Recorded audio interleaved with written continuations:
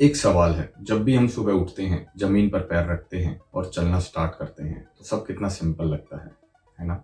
लेकिन एक काम के लिए, सिर्फ चलना या हिलने के लिए आपके शरीर का एक जोड़ आपके वजन से 4 गुना ज्यादा फोर्स एब्जॉर्ब करता है। जी हाँ, 4 गुना। अगर आपका वेट 70 केजी है तो ये जोड़ लगभग 280 केजी का बोझ उठाता है। और जब तक ये जोड़ बिल्कुल ठीक रहता है तो आपको पता ही नहीं होता कि ये है भी। जैसे जैसे ये जोड़ खराब होने लगता है तो ये हर कदम, हर मूवमेंट में पेन करने लगता है। लेकिन जब ये खराब होने लगता है तो हमारी हर चाल, हर मूवमेंट काफी पेनफुल हो जाती है। आज मैं आपको उस जोड़ के बारे में सब कुछ बताऊंगा जिसे आप अपनी जिंदगी में कभी इग्नोर नहीं कर सकते। जी हाँ, ये जोड़ है हिप जॉइंट, जिसे हम हिंदी में कूल्हे का जोड़ बोलते हैं। नमस्ते दोस्तों, मैं हूं डॉक्टर लोकेश गर्ग, एक orthopaedic surgeon, eternal orthopaedic Gurugram से, और आप देख रहे हैं हमारा चैनल। इस चैनल पर हम आपको मेडिकल रिलेटेड काफी कॉम्प्लेक्स चीजें हिंदी में बहुत ही सरल भाषा में समझाते हैं, ताकि आप अपने शरीर को समझ सकें, अपने डॉक्टर से सही सवाल कर सकें और सही डिसीजन ले सकें। और आज के वीडियो में हम आपको हिप जॉइंट के बारे में बहुत ही बेसिक लेवल से कंप्लीट जानकारी देंगे। और ये वीडियो उनके लिए बहुत ही स्पेशल है जो कि हिप जॉइंट के बारे में या तो पहली बार सुन रहे हैं, या फिर उनको या उनके किसी रिलेटिव को हिप जॉइंट में तकलीफ है, या फिर उनको हिप जॉइंट रिप्लेसमेंट के बारे में बताया गया है, या फिर वो मरीज जिनका अभी हिप रिप्लेसमेंट होने वाला है या जिनका हिप रिप्लेसमेंट हो चुका है। तो चलिए शुरू करते हैं आज का वीडियो हिप जॉइंट के बारे में। तो सबसे पहले हम बात करते हैं कि हिप जॉइंट होता क्या है। हिप जॉइंट एक बॉल एंड सॉकेट टाइप का जॉइंट है। हमारे शरीर में लगभग काफी जॉइंट बॉल एंड सॉकेट जैसे होते हैं, बट हिप जॉइंट एक true ball and socket joint है। और दूसरा जॉइंट जो कि बॉल एंड सॉकेट जैसा होता है हमारे शरीर में, वो होता है शोल्डर जॉइंट। अब बॉल एंड सॉकेट का मतलब क्या है? बॉल एंड सॉकेट को इस तरह से समझिए कि जैसे एक गोल कढ़ाई है हाफ शेप में, जैसे कि स्फीयर है हाफ, और उसके अंदर एक कंप्लीट लड्डू जैसा बैठ गया है गोल, जिसने कि उस पूरी कढ़ाई के शेप को कवर कर लिया है। अब वो लड्डू घूम सकता है, रोटेट कर सकता है, आगे पीछे थोड़ा बहुत हो सकता है, बट वो लड्डू बाहर नहीं आएगा बिना किसी फोर्स के। तो वैसे ही इसी प्रकार हमारा हिप जॉइंट भी एक बॉल एंड सॉकेट जॉइंट की तरह होता है। यही होता है हमारे हिप जॉइंट के अंदर। हिप जॉइंट 2 हड्डी से मिलकर बनता है, जिसमें एक तरफ सॉकेट होता है और दूसरा तरफ बॉल होता है। जैसे कि ये कूल्हे की हड्डी का सॉकेट है, एक डीप कढ़ाई जैसा, और दूसरी तरफ हमारी ये थाई बोन होती है, जिसकी एक तरफ बॉल जैसा बना होता है। ये बॉल इस सॉकेट के अंदर ऐसे चला जाता है तो ये एक हिप जॉइंट बन जाता है। ये अब हर डायरेक्शन में मूव कर सकता है, बट इसको निकलने के लिए बाहर बहुत ज्यादा फोर्सेस चाहिए होते हैं। आप देखेंगे कि ये जॉइंट बहुत ही ज्यादा स्टेबल जॉइंट है, क्योंकि ये बॉल लगभग काफी डीप इस सॉकेट के अंदर चला जाता है। इस सॉकेट के यहाँ पर एक छोटी सी जगह होती है जिसमें कि ये सॉकेट कंप्लीट नहीं होता। ये जो इनकम्प्लीट जगह होती है सॉकेट के अंदर, ये एक नॉर्मल चीज है, और ये सॉकेट का ये पार्ट लिगामेंट से भरा होता है, ताकि हमारा जॉइंट के अंदर मूवमेंट भी रहे और ये स्टेबल भी रहे। ये जगह ज्यादातर इसलिए होती है ताकि जब हमारी ये वाली मूवमेंट आए तो ये हमारी ये वाली हड्डी का जो पार्ट है, जो ये गैप है, इस गैप के अंदर जाके बैठ सके और ये पूरी मूवमेंट हो सके। अगर ये भी पार्ट पूरा भर जाएगा तो ये मूवमेंट पूरी नहीं होगी, ये यहीं तक ही हमारी मूवमेंट होगी। तो भगवान ने कुछ हमारे शरीर के अंदर कुछ ऐसी एनाटॉमी दी हुई है ताकि हम अपने जॉइंट का अच्छे से यूज कर सकें। ये हमारा दूसरा मॉडल है। इस मॉडल पे अगर हम समझे कि हमारी ये पेल्विस की बोन है, कूल्हे की जो बोन है पूरी दोनों तरफ, ये हमारा राइट साइड का पार्ट है, इसके अंदर एक सॉकेट बना हुआ है, और ये हमारा लेफ्ट साइड का पार्ट है, इसमें एक सॉकेट बना हुआ है, और इस सॉकेट के अंदर हमारी जांग की बोन का जो बॉल होती है इस सॉकेट के अंदर गया हुआ है। जो इस सॉकेट है, इस सॉकेट को हम एसिटाबुलम बोलते हैं। आप फिर से मेरे साथ दोहराइए, एसिटाबुलम। और जो ये जांग की हड्डी है जो कि सॉकेट के अंदर गई हुई है, इसको हम फीमर बोन बोलते हैं, फीमर। और ये जो फीमर की बोन का जो ऊपरी हिस्सा होता है, ये जो गोला बना हुआ है, इसे हम फीमर हेड बोलते हैं।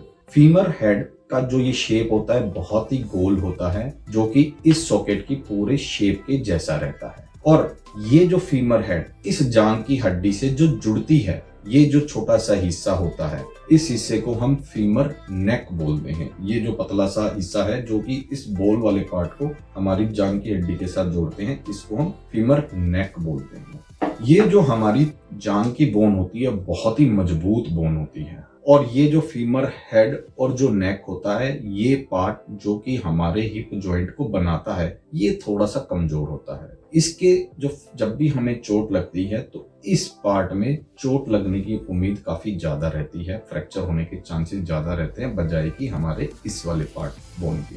और जो हमारा जो हिप जॉइंट होता है, हिप जॉइंट का ये जो सॉकेट होता है और ये जो बोल होता है, इसकी गहराई बहुत ज्यादा होती है।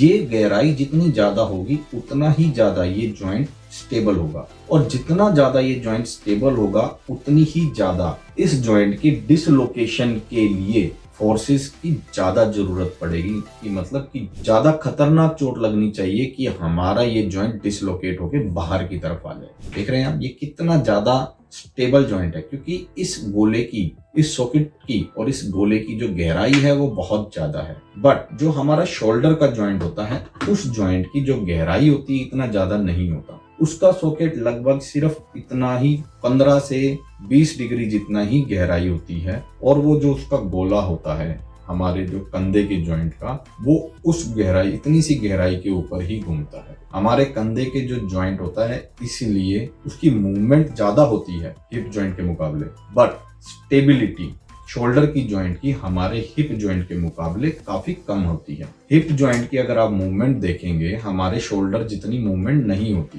बट लेकिन इस जॉइंट की चोट लगने के लिए, इसको खराब करने के लिए फोर्सेस ज्यादा चाहिए होती है, क्योंकि स्टेबल ज्यादा होता है। अब आप इसको एक तरीके से समझिए कि हमारे पास एक कटोरी है और उस कटोरी के अंदर हमने क्रिकेट बॉल रख दी है, और अब हम उस कटोरी को हिला रहे हैं, बट वो क्रिकेट बॉल कभी भी बाहर नहीं आ रही, बट वो क्रिकेट बॉल उस कटोरी के अंदर हर डायरेक्शन में घूम सकती है। तो यही राज है कि जितना ज्यादा सॉकेट अंदर डीप होगा, जितना गहरा होगा, और शेप उस गोले की जितनी ज्यादा मैच करेगी, वो जॉइंट उतना ज्यादा स्टेबल रहेगा। बट अगर हम कंधे के जोड़ की बात करें तो आप उसको इस एग्जांपल की तरीके से समझिए कि हमारे पास एक छोटी सी प्लेट है और उसके ऊपर हमने क्रिकेट बॉल रख दिया और अब उसको हिला रहे हैं, तो वो क्रिकेट बॉल बहुत जल्दी उस प्लेट से हट के नीचे गिर सकती है। अब हम थोड़ा एनाटॉमी के बारे में और डिटेल में समझेंगे। अब हम बात करते हैं जांघ की हड्डी के बारे में। ये जो जांघ की जो हमारी हड्डी होती है लगभग सबसे मजबूत और सबसे लंबी हड्डी होती है हमारे शरीर की,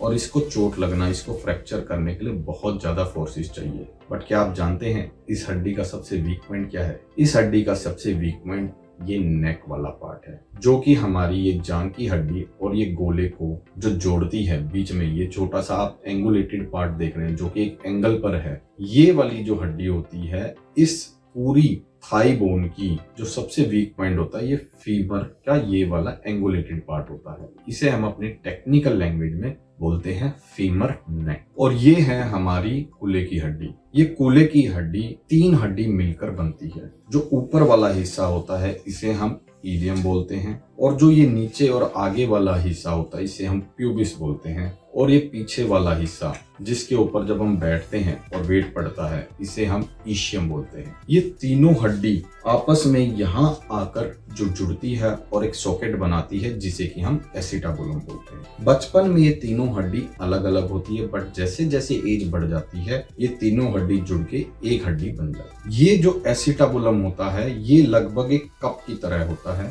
बट ये पूरा नहीं होता, ये नीचे का हिस्सा थोड़ा सा खाली होता है, और इस हिस्से को हम एसिटाबुलर नोच बोलते हैं, और इस हिस्से को भरने के लिए एक यहाँ पर एक लिगामेंट होता है। और जो ये जो एसिटाबुलम होता है, ये जो कप होता है, इस कप के चारों तरफ एक रबड़ जैसी लेयर लगी होती है, जिससे ताकि ये जो लेयर होती है एक रबड़ जैसी, तो ये थोड़ी सी बाहर निकली होती है, और वो फाइब्रोकार्टिलेजस जैसी नामक पदार्थ से बना होता है। ये एक रबड़ जैसी मोटी चीज परत होती है, बहुत ही हार्ड होता है, काफी मजबूत होता है, जो कि एक लेयर ऐसे बाहर की तरफ बना लेता है चारों तरफ, और जिसे हम अपनी टेक्निकल लैंग्वेज में लेब्रम बोलते हैं। ये लेब्रम हमारे जो कप है इस जॉइंट को और ज्यादा गहरा बना देता है, ताकि जो हमारी ये बोन है वो और ज्यादा अच्छे से स्टेबल हो जाए।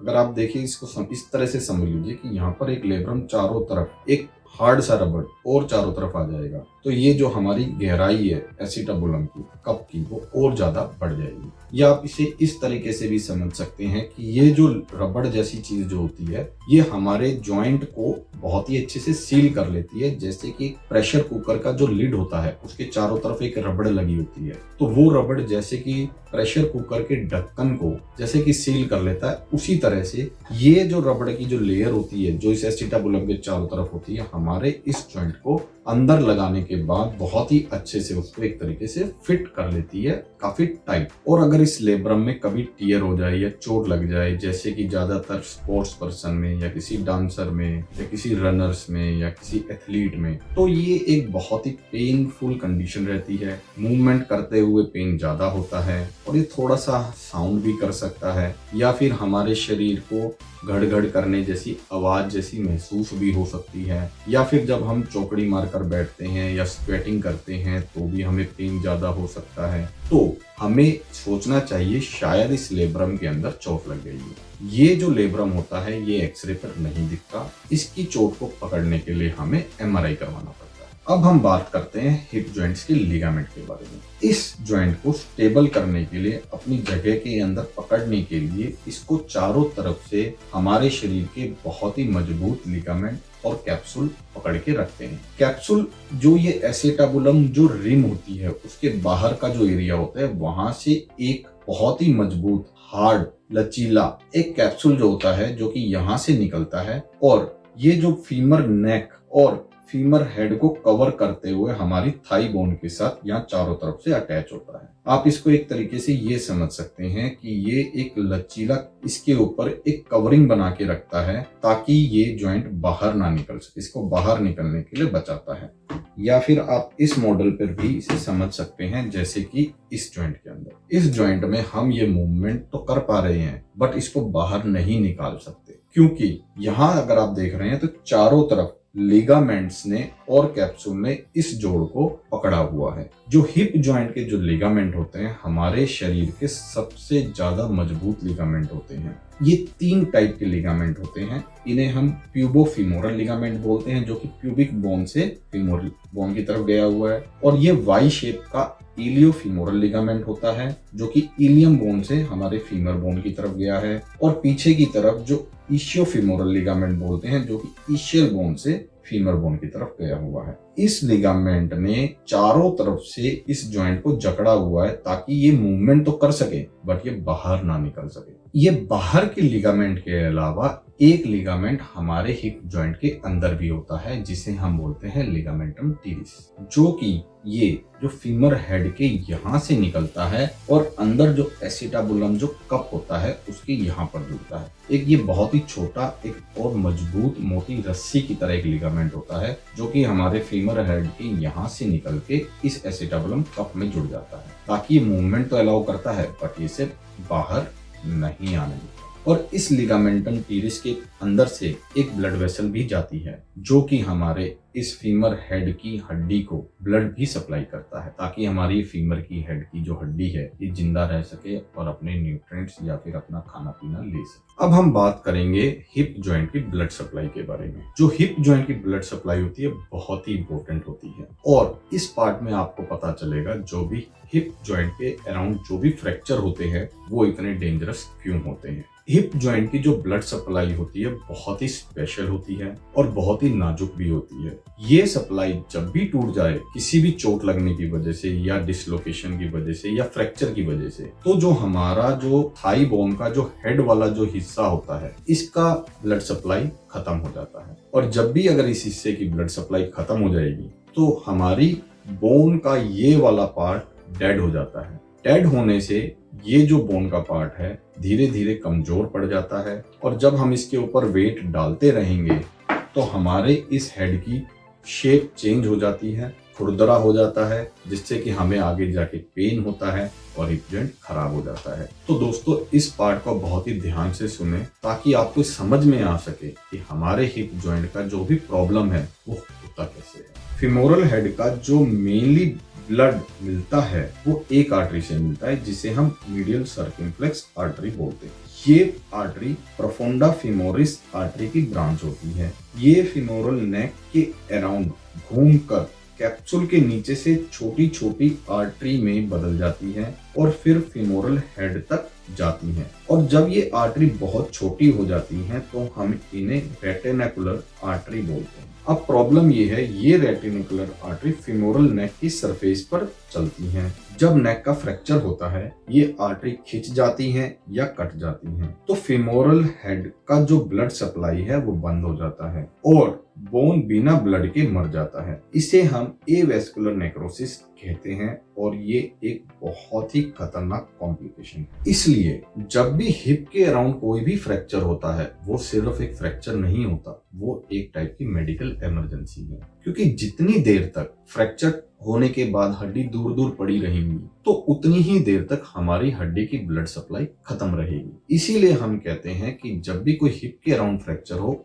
उसका जो सर्जरी होता है लगभग 48 आवर के अंदर अंदर हो जाना चाहिए, यानी कि 48 घंटे के अंदर अंदर, ताकि जितनी जल्दी हम उस हड्डी को अपनी जगह पर ले आएंगे तो ब्लड सप्लाई उतनी ही जल्दी रिटेन कर सकेंगे। क्योंकि सर्जरी में हम हड्डी को उसकी जगह पर ला सकते हैं, बट जो ब्लड सप्लाई वापस बनने का रास्ता शरीर अपने आप करता है उसमें सर्जन का कोई रोल नहीं होता। और जितनी देर तक ये हड्डी दूर दूर पड़ी रहेंगी तो हमारी जो ब्लड सप्लाई की जो वेसल्स हैं वो कटी रहेंगी या खिंची रहेंगी, जिससे कि ब्लड सप्लाई उतनी देर तक हमारे फीमोरल हेड तक नहीं जाएंगी। और अगर ज्यादा देर तक ये फीमोरल हेड तक ब्लड सप्लाई नहीं गई तो हमारी हड्डी मर जाती है। और ये जो हड्डी जब मर जाती है इसे हम एवीएन बोलते हैं और एक बहुत ही खतरनाक कॉम्प्लिकेशन है। और ये कॉम्प्लिकेशन इमीडिएटली नहीं दिखता, इसका लगभग हमें पता चलता है 5 से 10 साल के बीच में। तो इसलिए जब भी हमारे पास कोई पेशेंट एवीएन का आता है तो हम उससे एक सवाल जरूर पूछते हैं कि आपको क्या कभी हिप का फ्रैक्चर या डिसलोकेशन हुआ था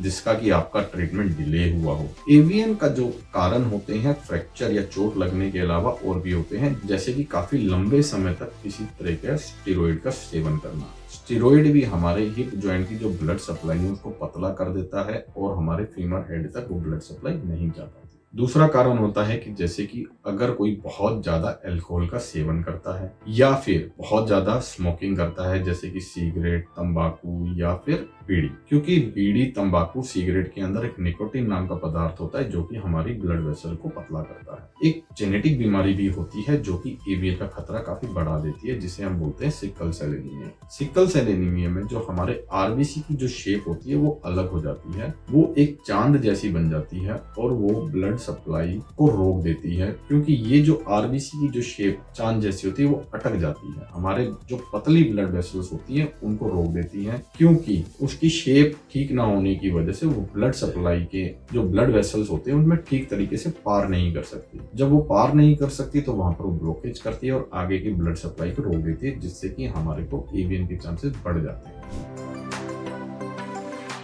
अब हम बात करेंगे हिप जॉइंट की नर्व सप्लाई के बारे में। ये टॉपिक भी एक बहुत ही इंपॉर्टेंट है, जिससे हमें पता चलता है कि हिप जॉइंट का पेन कभी कभी हमें घुटने में लगता है, बट ये प्रॉब्लम घुटने की नहीं, हिप जॉइंट की भी हो सकती है। हिप जॉइंट की जो नर्व सप्लाई होती है वो 3 नर्व से होती है, femoral nerve, sciatic nerve and obturator nerve. जो ऑब्टुरेटर नर्व होती है वो हमारे घुटने के सेंसेशन को भी पहचानता है और कूल्हे की जॉइंट को भी पहचानता है। इसलिए कभी कभी ऐसा भी होता है कि मरीज को प्रॉब्लम घुटने में होती है तो उसका दर्द उसे हिप में होता है, और हिप की प्रॉब्लम का दर्द उसे घुटने में होता है। मेरे पास ऐसे ही एक बच्चा आया था जिसको घुटने में दर्द था। उसने एक डॉक्टर को दिखाया, डॉक्टर ने घुटने का अच्छे से एग्जामिन किया, एक्सरे कराया, एमआरआई कराया और उसे कोई प्रॉब्लम नहीं मिली। बट उसने हिप का एग्जामिनेशन नहीं किया। बट उस बच्चे को हिप में प्रॉब्लम थी, एक पर्थेज नाम की बीमारी थी, और वो डायग्नोसिस मिस हो गया और उस बच्चे का कूल्हा खराब हो गया था जब तक वो मेरे पास आया। एक दूसरा मरीज जो कि 60 साल की माताजी थी, उनके हिप जॉइंट के अंदर एक ट्यूमर था, बट माताजी को दर्द घुटने में हो रहा था। तो किसी डॉक्टर को दिखाया और डॉक्टर ने नी का बहुत अच्छे से एग्जामिन किया, उसने एमआरआई भी कराया, एक्सरे भी कराया, बट उसे कुछ नहीं मिला। तो डॉक्टर ने उसका स्पाइन का एमआरआई कराया। उन्हें लगा कि प्रॉब्लम स्पाइन से कुछ डिस्क की प्रॉब्लम होगी जो कि घुटने में दर्द कर रहा है, बट स्पाइन का एमआरआई भी बिल्कुल नॉर्मल था। बाद में वो मरीज का सूजन बढ़ता रहा ट्यूमर की वजह से और उसके कूल्हे में काफी स्वेलिंग हो गई। जब वो मरीज मेरे पास आया तब उसने अपनी पुरानी रिपोर्ट दिखाई और मुझे मुझे पता चला कि इस मरीज को शुरू से घुटने में ही दर्द आ रहा था, बट लेकिन प्रॉब्लम उसकी मिस हो गई और उसका कैंसर काफी बड़ा हो गया। तो इसीलिए कभी भी ये मेडिकल मिस्टेक ना हो, आपको हमेशा सतर्क रहना है कि जब भी घुटने में दर्द हो तो कुल्ले का भी एग्जामिनेशन बहुत जरूरी है, और जब कुल्ले में दर्द हो तो घुटने का एग्जामिनेशन भी बहुत जरूरी है, और ये कभी मिस नहीं होना चाहिए। अब हम क्विकली देखते हैं कि कुल्ले की जॉइंट के अंदर क्या क्या प्रॉब्लम हो सकती है। अभी मैं आपको इन सभी बीमारियों के एक ओवरव्यू दे रहा हूँ। फ्यूचर में हम इन सभी बीमारियों के ऊपर एक डिटेल वीडियो भी बनाएंगे। पहली प्रॉब्लम है ऑस्टियोआर्थराइटिस। ऑस्टियोआर्थराइटिस का मतलब कार्टिलेज का घिसना। जब हम पैदा होते हैं तो हमारे जो हिप जॉइंट का जो कार्टिलेज होता है वो इतना चिकना होता है, इसके अंदर कोई कट नहीं होता, इसके अंदर कोई दरार नहीं होती। जैसे जैसे हम अपने कुल्ले को यूज करते रहते हैं तो हमारे जो कार्टिलेज के अंदर दरार आती रहती है, धीरे धीरे घिसता रहता है। आप ऐसा समझ लीजिए कि जैसे कि हमारी गाड़ी का टायर हम जितना ज्यादा यूज करेंगे या ज्यादा ऑफ रोडिंग करेंगे तो हमारी गाड़ी का टायर जैसे धीरे धीरे घिसता है। ये एक बहुत ही स्लोली प्रोग्रेसिव डिजीज होती है, मतलब कि बहुत ही धीरे धीरे बढ़ती है। ये बीमारी एकदम से नहीं बढ़ती। इसका पेन शुरुआत में बहुत कम होता है, बट धीरे धीरे टाइम के साथ साथ ये दर्द बढ़ जाता है। दूसरी बीमारी होती है एवेस्कुलर नेक्रोसिस, जिसके बारे में हमने थोड़ी देर पहले बात की है। एवेस्कुलर नेक्रोसिस होता है हमारे जो थाई बोन का जो गोल वाला पार्ट होता है, जिसे हम फीमर हेड बोलते हैं, उसकी ब्लड सप्लाई का रुक जाना, और उसकी वजह से उस फीमर हेड का जो शेप होता है वो चेंज हो जाता है। शेप चेंज होने से हमारे जो जॉइंट का जो मूवमेंट होता है वो कम हो जाता है, और शेप चेंज होने से जो हमारे कार्टिलेज होता है उसको वो ज्यादा घिसने लग जाता है। एवेस्कुलर नेक्रोसिस के जो कारण होते हैं, या तो कोई फ्रैक्चर होना, या लंबे समय तक स्टेरॉइड लेना, या काफी ज्यादा अल्कोहल का सेवन करना, या फिर स्मोकिंग करना। तीसरी बीमारी है हिप फ्रैक्चर। ओल्ड एज में बहुत ही खतरनाक होती है। एक टाइप की ये इमरजेंसी होती है। हमारी ये हड्डी फीमर नेक वैसे ही बहुत कमजोर होती है, तो एज बढ़ने से ऑस्टियोपोरोसिस ये हड्डी और ज्यादा कमजोर हो जाती है। तो थोड़ी सी चोट लगने से या बाथरूम में गिरने से सबसे पहले इस हड्डी पे चोट लगने का खतरा रहता है, और ये फ्रैक्चर एक टाइप की मेडिकल इमरजेंसी होती है। चौथी बीमारी है हिप डिसलोकेशन। जैसे कि मैंने आपको समझाया, हिप डिसलोकेशन बहुत इजी नहीं होता, बिकॉज उसकी एक एनाटॉमी एकदम बॉल एंड सॉकेट जैसी होती है। बट जब भी किसी मरीज को बहुत ज्यादा जोर से एक्सीडेंट हो, बहुत ज्यादा फोर्सेस से चोट लगे, तो ये डिसलोकेशन पीछे की तरफ, जो कि मोस्ट कॉमन होता है, ये चोट तब लगती है जब मरीज ड्राइविंग की आगे वाली सीट पर बैठता है, और इसे हम अपनी टर्मिनोलॉजी में डैशबोर्ड इंजरी भी बोलते हैं। जब कोई भी ड्राइविंग कर रहा हो और अचानक से गाड़ी का कोई एक्सीडेंट हो जाए, तो उसका थाई बोन का जो पोजीशन होता है वो ऐसे आगे की तरफ मुड़ा होता है, और आगे की तरफ मुड़ा होने की वजह से ये जो डिसलोकेशन का जो चांसेस होता है पीछे की तरफ बहुत ज्यादा बढ़ जाता है। और हमारे ही इसी जॉइंट के पीछे से एक शियाटिक नाम की नर्व भी जा रही होती है, जो कि हमारे नीचे के पूरे पैर को सप्लाई करती है। बहुत ही इंपॉर्टेंट नर्व होती है। पोस्टीरियर डिसलोकेशन होने की वजह से उस नस को भी चोट लग सकती है, जिससे कि हमारा नीचे का पैर का हिस्सा काम करना बंद कर सकता है। और ये हिप डिसलोकेशन एक बहुत ही ज्यादा बड़ी मेडिकल इमरजेंसी है, जिसमें कि हिप डिसलोकेशन बहुत जल्दी रिड्यूस होना जरूरी है। जितनी देर तक ये हिप डिसलोकेशन पीछे पड़ा रहेगा, उतनी ही देर तक हमारे फीमर हेड की ब्लड सप्लाई रुकी रहेगी, शियाटिक नर्व के ऊपर प्रेशर रहेगा, तो परमानेंट डैमेज होने की चांसेस बहुत ज्यादा बढ़ जाते हैं जितनी देर तक हमारा हिप डिसलोकेटेड रहेगा। पांचवी चोट है लेब्रल टियर। लेब्रल टियर जैसे कि मैंने आपको समझाया था, ज्यादातर उन लोगों में होता है जिनका काम बहुत ज्यादा हिप जॉइंट को यूज करना, जैसे कि डांसर, एथलीट। और ये लेब्रम हमारे जॉइंट के बिल्कुल रिम के ऊपर चारों तरफ रबड़ की तरह लगा होता है। बहुत ज्यादा जल्दी जल्दी मूवमेंट करने की वजह से कभी कभी ये लेब्रम इस मूवमेंट के बीच में फंस जाता है, और फंसने से बहुत ही सीवियर पेन होता है, क्लिकिंग साउंड आती है, और ये पेन एकदम क्रंची जैसा लगता है कि जैसे कि किसी पर्टिकुलर एक ही मूवमेंट पे मरीज को पेन होता है। और इसका ट्रीटमेंट हम आर्थ्रोस्कोपी से करते हैं। छठी प्रॉब्लम है डेवलपमेंट डिस्प्लेशिया ऑफ हिप। इसके अंदर बच्चों की जो हिप जॉइंट की जो बनावट है वो पहले से ही पूरी नहीं होती है, और इसको हम अपने नियोनेटल स्टेज पर पकड़ते हैं, और उसे ठीक करना बहुत जरूरी है। ज्यादातर केसेस में हम इसे बच्चों में कुछ स्पेशल टाइप के प्लास्टर लगाकर ठीक कर देते हैं, बट कुछ बच्चों का प्लास्टर से वो ठीक नहीं हो पाता, तो उनको कुछ सर्जरी की भी जरूरत पड़ती है, जिसके अंदर जो भी डेवलपमेंट के दौरान मरीज का हिप का जो जॉइंट का जो भी हिस्सा है अगर पूरा नहीं बना है, तो हम सर्जरी करके उस हिस्से को पूरा बनाते हैं, या फिर उस बनावट को पूरा करने के लिए या तो हम सर्जरी करके उस बनावट को ठीक करते हैं, या फिर फीमर बोन या थाई बोन के कुछ एंगल्स को चेंज करके इस हिसाब से बिठाते हैं ताकि जो बॉल है फीमर बोन का वो सॉकेट के अंदर ठीक से बैठा रहे, ताकि उसका जो कूल्हे का एसिटाबुलम का जो पार्ट है वो पूरे तरीके से डेवलप हो सके। 7वीं डिजीज है परथीव डिजीज। ये यूजुअली 4 से 10 साल के बच्चों में होता है। इसके अंदर बच्चों के जो हिप जॉइंट की जो ब्लड सप्लाई है अपने आप खत्म हो जाती है और बच्चे लचक के चलने लगते हैं, बट उनको पेन नहीं होता। कुछ केसेस में पेन या तो हिप जॉइंट में होता है या कूल्हे में होता है। तो जब भी हम किसी ऐसे बच्चे को देखें जो कि 4 से 10 साल की उम्र में है और वो लचक मारकर चल रहा है, तो हमें देखना चाहिए कि कहीं उसको परथीव डिजीज तो नहीं है। और अगर इसका ट्रीटमेंट अगर हम डिले कर दें तो कूल्हे का जोड़ खराब हो सकता है और उसे हिप जॉइंट की रिप्लेसमेंट काफी कम उम्र में जरूरत पड़ सकती है। और एक बीमारी है जिसे हम स्किफी बोलते हैं। ये एक बहुत ही बड़ी मेडिकल इमरजेंसी है। इसमें ये होता है कि बच्चे का जो डेवलपमेंट के टाइम पर जो फाइसिस होता है, ये वाला जो गोल वाला हिस्सा, ये इस हड्डी से खिसक जाता है चोट लगने की वजह से या फिर ज्यादा वेट होने की वजह से। हमारे लिए एक बहुत ही बड़ी इमरजेंसी है कि हम इस हिस्से को वापस उस जगह पर लगा के नीचे से पिन के साथ उसे फिक्स कर दें। अगर हम उसे फिक्स नहीं करते हैं तो एक तो इसकी ब्लड सप्लाई खराब हो जाती है, हेड का जो शेप होगा वो चेंज हो जाएगा, जिसके शेप के चेंज होने की वजह से जो उसके हिप जॉइंट का जो डेवलपमेंट है वो ठीक नहीं होगा या उसका पूरा शेप बिगड़ जाएगा और उसको आगे जाके हिप जॉइंट की रिप्लेसमेंट की जरूरत। तो दोस्तों, इतना सब जानने के बाद हमें काफी डर लग रहा है। अपने हिप जॉइंट को बिल्कुल हेल्दी रखने के लिए मैं आपको कुछ एक्सरसाइजेस बताऊंगा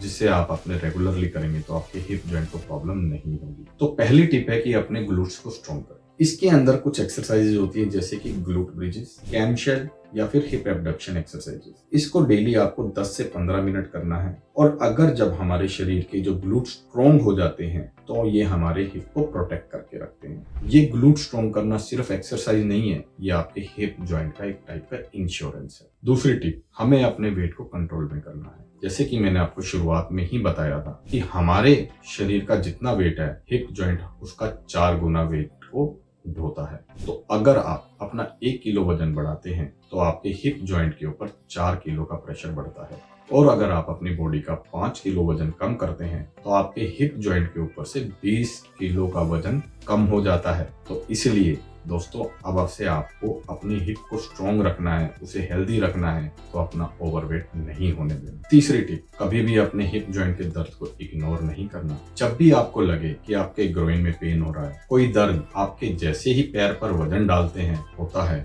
या फिर चौकड़ी मारते हुए या स्क्वेटिंग करते हुए किसी भी टाइप का दर्द हो, आप ये मत समझिए कि सिर्फ मसल के अंदर कोई छोटा मोटा स्पाज्म होगा और हम फिजियोथेरेपी कराकर इस दर्द से निजात पालेंगे। तो हमेशा अपने हिप सर्जन को मिलिए, अपना डायग्नोसिस बनवाइए, ताकि आपके हिप जॉइंट की अगर कोई भी प्रॉब्लम है तो बहुत जल्दी पकड़ में आ जाए। काफी लोग गलती करते हैं कि जो अपने हिप जॉइंट के दर्द को इग्नोर करते रहते हैं और या फिर किसी पैरामेडिकल से ही ट्रीटमेंट लेते रहते हैं, जैसे कि फिजियोथेरेपी से या फिर कोएक्स से, तो जिससे कि उनके हिप जॉइंट का जो प्रॉब्लम का डायग्नोसिस है वो लेट हो जाता है और उनकी प्रॉब्लम काफी बढ़ जाती है और लास्ट स्टेज पर डॉक्टर के पास आते हैं। और काफी लेट आने पर, प्रॉब्लम को इग्नोर करने पर पता चलता है कि उनका हिप जॉइंट पूरा खत्म हो चुका है और उन्हें हिप जॉइंट की रिप्लेसमेंट काफी जल्दी पड़ जाती है। तो दोस्तों, अपने हिप जॉइंट को कभी भी इग्नोर नहीं करना है, उसका डायग्नोसिस बहुत जल्दी बनवाना है, उसका ट्रीटमेंट बहुत जल्दी लेना है, ताकि आपको हिप रिप्लेसमेंट की जरूरत ना पड़े। तो दोस्तों, हमने आज के इस वीडियो में अपने हिप जॉइंट का पूरा बेसिक एनाटॉमी कवर किया है, जिसमें हमने आपको बोन के बारे में, लेब्रम के बारे में, लिगामेंट के बारे में, मसल के बारे में और ब्लड सप्लाई के बारे में बताया है। अगर आपको ये वीडियो अच्छी लगी और आपको इस वीडियो से हिप जॉइंट की एनाटॉमी के बारे में समझ में आया तो आप इस वीडियो को लाइक कीजिए और अपने दोस्तों के साथ शेयर कीजिए। ये एक वो इन्फॉर्मेशन है जिससे कि पूरी ह्यूमन पॉपुलेशन को पता होना चाहिए, ताकि हम अपने हिप जॉइंट को इग्नोर ना करें और अपनी प्रॉब्लम को समझ सकें। क्योंकि मरीज जब अपनी प्रॉब्लम को समझ सकता है तभी वो अपने लिए बेहतर डिसीजन और सही ट्रीटमेंट का चुनाव कर सकता है। और अगर आपको इस वीडियो में कोई भी चीज समझ में नहीं आई या आपके मन में कोई भी सवाल है तो आप हमारे वीडियो में नीचे दिए हुए कमेंट बॉक्स पर कमेंट कीजिए। मैं अपनी हर वीडियो के कमेंट को पर्सनली पढ़ता हूँ और सभी लोगों को मैं अपना पर्सनल रिप्लाई करता हूँ, ताकि किसी को भी कोई भी कंफ्यूजन क्रिएट ना हो सके। तब तक के लिए धन्यवाद। अपने आप को खुश रखें, हेल्दी रखें। जय हिंद, धन्यवाद।